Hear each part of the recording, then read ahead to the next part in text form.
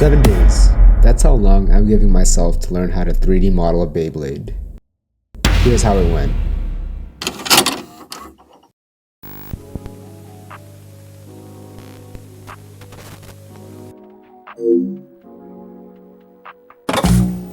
Beyblade premiered in 2001, and I've been enamored with these silly little spinning tops ever since. And if you were anything like me as a kid, you probably spent a lot more time fantasizing about having your own Beyblade than paying attention in class. And I don't mean begging your mom to buy you one from the store, though I did do a lot of that too. I mean having your very own one-of-a-kind Beyblade, like you're the main character. So if this sounds anything like your younger self, this video is for you. With 3D printing becoming more accessible every day, childhood fantasies are not only possible, they're realistic. But wait, to 3D print something, I would need a 3D model. And for a lazy dum-dum like me who doesn't know how to 3D model, where would I even start? I've dabbled in custom Beyblades before, but I'd never 3D modeled on my own. I've watched tutorials in the past, but I've always been too lazy or too intimidated to try. But that changes today. Well, technically, that changed a few weeks ago because I'm narrating this in post, but I gave myself a challenge. Learn how to 3D model a Beyblade in 7 days. When I was younger, a substitute teacher dropped this absolute gem and it's stuck with me ever since. Failing to prepare is preparing to fail. Bro really came and dropped life wisdom instead of just letting the class watch Bill Nye. Bill Nye the Science Guy. And how did I prepare? I started the same way I start everything else. After combing through a bunch of different tutorials, I eventually stumbled upon these two awesome tutorials by Modelbladers and Green K that I've linked in the description below. Both tutorials were based on TinkerCAD, a simple and free 3D modeling browser-based program. I definitely recommend checking those videos out if you're looking for some good beginner tutorials. Armed with new TinkerCAD knowledge and motivation, what did I do first? Before I could even start 3D modeling, I needed an idea for my Beyblade, so here's what I came up with.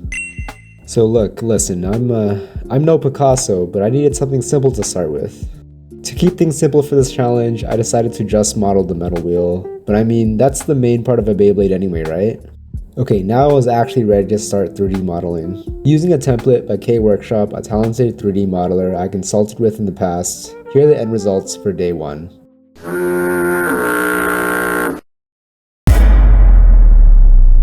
Okay, I know I skipped a bunch of steps in that first day, so let's slow it down and get into some technical details. Modeling a Beyblade in TinkerCAD, at least from the videos I watched, is all about manipulating basic 3D shapes, Frankensteining them enough times until you get your desired shape. Sorta like Lego, except some of the blocks are made of negative space. Take this for example. This point of contact started off as a flattened cylinder and it was shaped out using a crap ton of other shapes, including shapes that represented negative space. After receiving some feedback from the Modelbladers Discord, the server from one of the videos I watched, I figured that I should probably change the shape of my Beyblade so I wouldn't end up hurting myself with a spinning shuriken, or even worse, hurting one of my other Beyblades. Here's how I ended day 2. It's definitely looking like one of the Beyblades of all time. Honestly, I can't say it looks better, but practice makes perfect as they say. I started day 3 thinking, it's a new day, so I was determined to not be terrible. I don't know what it was about day 3, but I must have activated my 3D modeling showering gun because this is how day 3 ended. At this point, my model's taking much better shape as its composition from both the top and side view are matching my pencil sketch pretty well. Up until this point, I had dedicated about 2 hours a day to modeling, but on day 3 I think I clocked in closer to 4, so that extra time definitely helped. Something critical I learned from that Modelblader tutorial was the importance of bevels. I mean, logically, it makes sense that you wouldn't want your Beyblade to be totally flat, right? Taking this lesson to heart, I made it my goal for day 4 to make sure my bevels weren't totally garbage, or at least make them look as decent as possible. Here's how day 4 ended.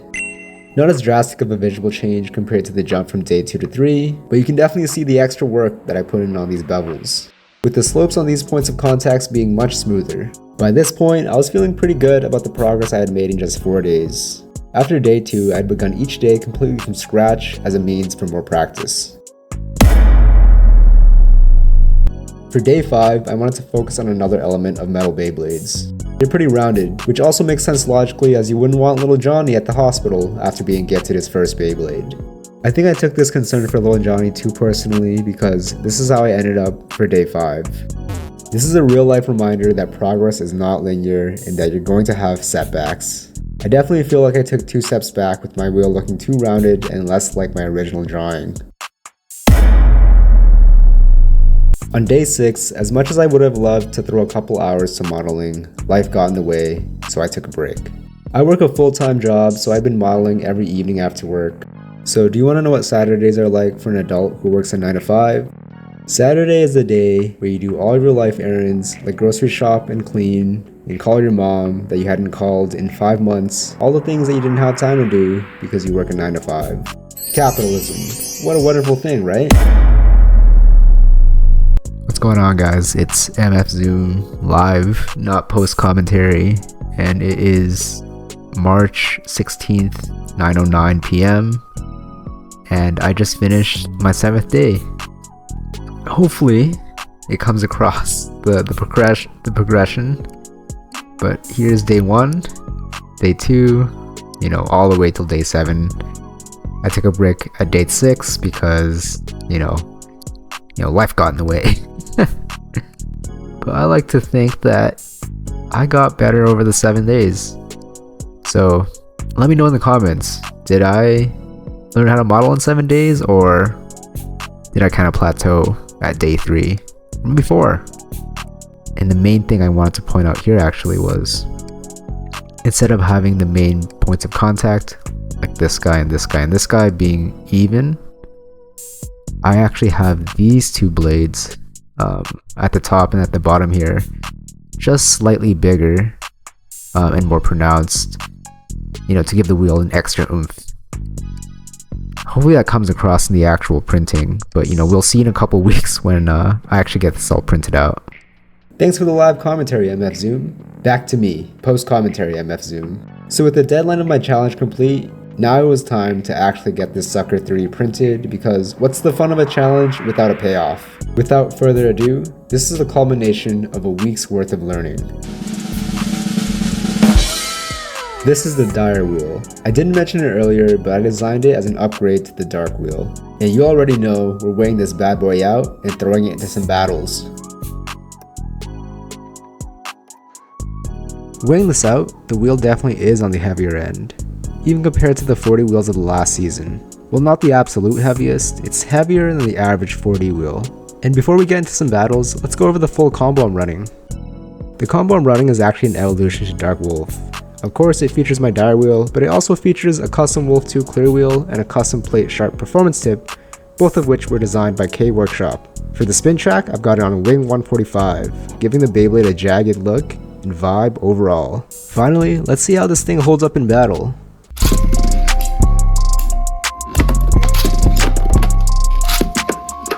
If you've watched this far, you should leave a like and leave a comment to help me out in the algorithm. I've got a bunch of custom 3D printed Beyblade videos in the works, so subscribe to stay tuned.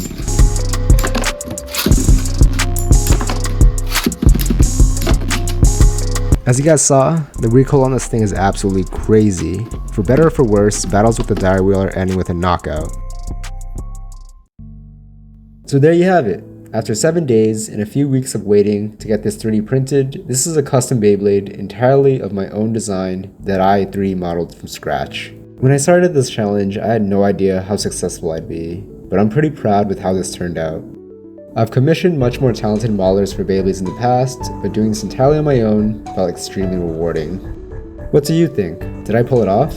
If this entire challenge taught me anything, and this is gonna sound cliche as hell, it's that starting is always the hardest part. And most of the time, the only thing holding you back is you. In any case, I hope you enjoyed the video, and as always, thanks for watching.